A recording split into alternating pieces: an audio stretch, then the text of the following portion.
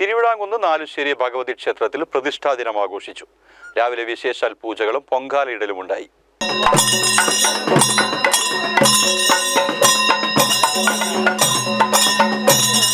മൂന്ന് പതിറ്റാണ്ടിലേറെയായി ക്ഷേത്രത്തിൽ മേൽശാന്തിയായി സേവനമനുഷ്ഠിക്കുന്ന മേലേടത്തുമന ശങ്കരൻ നമ്പൂതിരിയെ ക്ഷേത്ര കമ്മിറ്റി ആദരിച്ചു.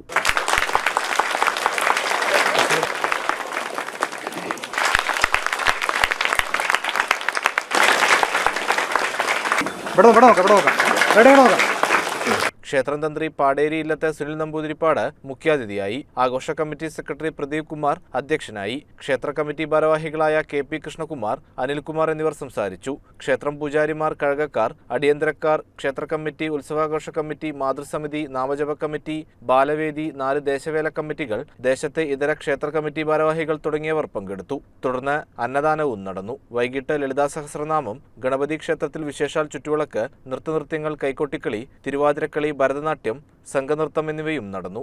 CCN ചത്തല്ലൂർ.